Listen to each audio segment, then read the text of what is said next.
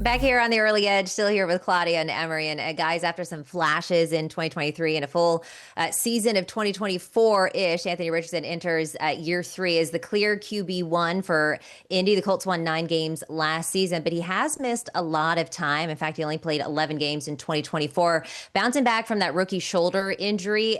Emory, based on what we saw over, 2,100 combined yards, 17 total touchdowns, but how big are the concerns with his durability moving forward? Man, I'm smiling because that graphic we just threw up, the comp I had for Anthony Richardson was Deshaun Kaiser in terms of how he threw the football, his body type, and everything. But you talk about the injuries, it reminds me so much of Matt Stafford's early career with Detroit, where he kept breaking his collarbone, and also Sam Bradford when he kept getting injured just as he was getting over the hump, right? We saw this with Sam Darnold more recently with the Jets, how he started to show improvement. Then he get hurt, he had to hit reset. Because quiet is kept. When Anthony Richardson is out there for the Colts, they have a winning record. He's 8-7 as a starter. The problem is he has to stay out there. So you are concerned if he can stay out there for a full 17-game season. Because I don't care how many slow motion, throws to the flat they show of Daniel Jones. That's not going to be the answer for them. They need Anthony Richardson out there starting for the full season in order to have a shot. Man, he was so good for the anytime touchdown market too. It was such a bummer when he went out. Claudia, do you feel similarly? Do you think that Anthony Richardson is the guy, or is his durability a bit of a concern? Yeah, he's the guy. It's just about the availability. He's been in the league now for 2 full seasons, and he's missed a combined season, 17 games. I know 2 of them were on the bench, but that's sort of a problem. And the way that he uses his body doesn't make me think that the end is in sight when it comes to his injuries. You look at the games that he did play. He averaged almost 7.5 yards a carry. Lamar Jackson, we use all the time when we talk mobile quarterbacks, right? He averaged 8 for comparison. But Lamar is a veteran that has perfected the field vision.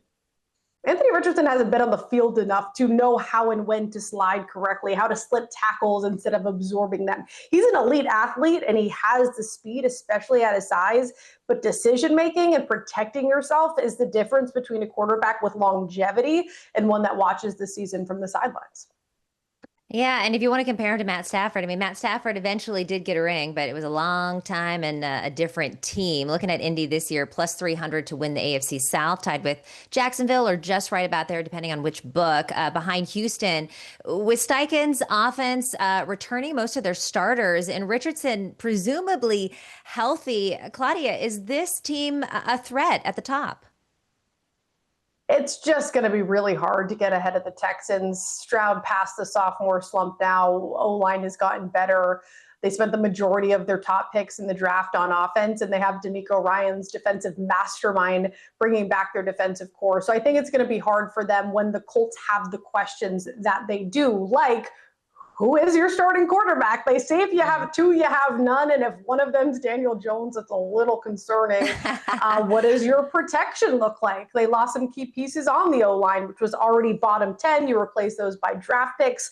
What sort of immediate impact can they have? They have a deep receiver room, but they dealt with injury. So I would put them slightly ahead of the Jags, but it's hard to put them ahead of Houston.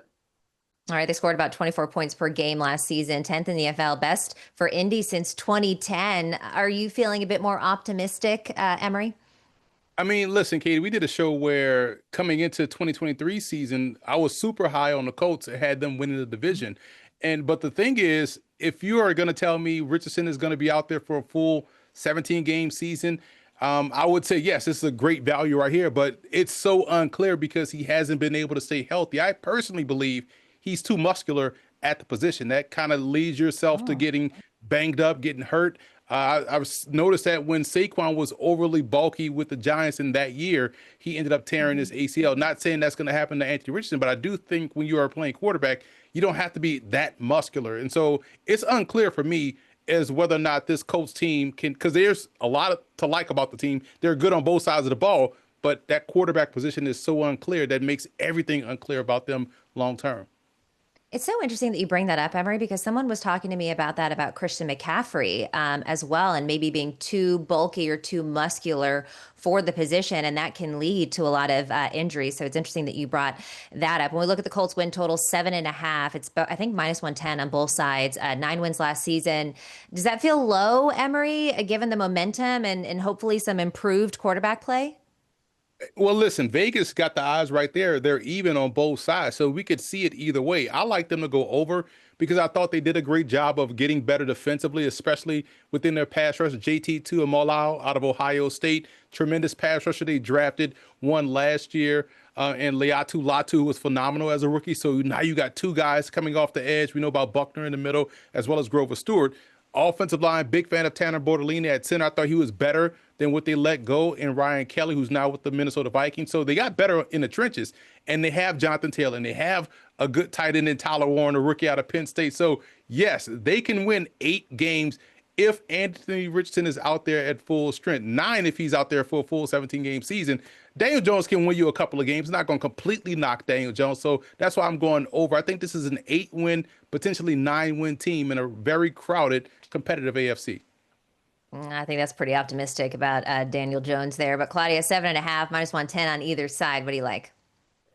Yeah, maybe we're glamorizing Daniel Jones a little bit, but Emory hit all the right points when it came to the draft. I think they hit hard with Tyler Warren. He's going to stretch the field on offense. He talked about the additions when it came to the trenches, and they made some moves when it came to the secondary as well. I know we'll dive deeper into the defense later on. It's really going to come down to the red zone efficiency. That was one of their biggest, if not their biggest weakness last season. And that, of course, has a direct correlation to their wins. They were bottom 10 in efficiency last season. And that should never be the case when you have one of the best running backs in the league, a mobile quarterback, and several options at receiver. So I expect that to be much better. I think the defense is going to improve. So yeah, I'm with Emory here. All right, let's talk about one of the best running backs in the league, Jonathan Taylor. Rushing his line is a total of 1,250.5. He went over that last season by 200 yards. So the books are trying to tell us something here. Claudia, can he maintain that level with defenses keying in on Richardson? Yeah, I think it'll help that Richardson's going to be under center, and you have these additions when it comes to the pass catchers. Barring injury, we always usually say, but even if he does get hurt, he can cash this because he played just 14 last season. He had the high ankle sprain. He still finished top 4 in yards. He ended the season ripping off 4 straight 100-yard games. He averaged 4.7 yards a carry. That's the best he's had since 2021. And they don't really have the luxury, Katie and Emory, of turning into a pass-heavy offense. They ran the ball at one of the highest rates last season. I don't see that changing. Okay, agree or disagree, Emory?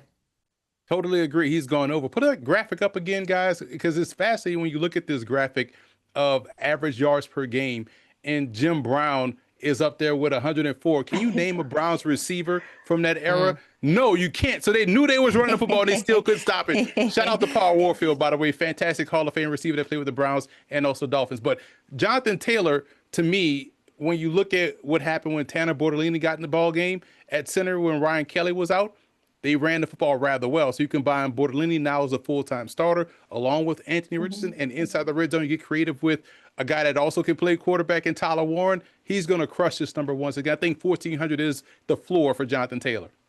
Okay, let's look at the other side of the ball here. The defense was not great, bottom 4 in the league last year, giving up about 359 yards a game. They struggled to get off the field, but they did add some DBs. They brought in some rookie depth. Is that enough to make a real impact, Emory? Absolutely. They couldn't get to the quarterback consistently last season, and now that's going to be a non-question about this defensive front. And also in the secondary, you talked about what they brought in. They got better there as well. And if Juju Brents can stay healthy, the cornerback they drafted a couple of years ago out of Kansas State, that's another weapon they have on the back end that has good matchup skills. So I know Zaire Franklin is the guy that you expect to be right there. They need to replace someone that takes the part of EJ Speed, whom they lost as well. So I think overall the defense is significantly better moving forward. All right, and Claudia, I got one more question for you. They're plus 170 to make the playoffs. Is that a smart play, or is this kind of like a game-by-game value, kind of the safer route to go with them?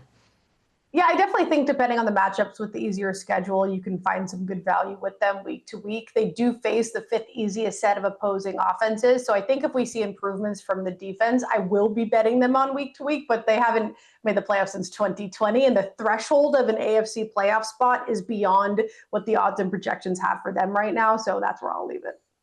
All right, good stuff from Claudia and Emory. Appreciate the two of you hopping on to the early edge. It looks like there is a lot to like in Indy, of course, if they stay healthy.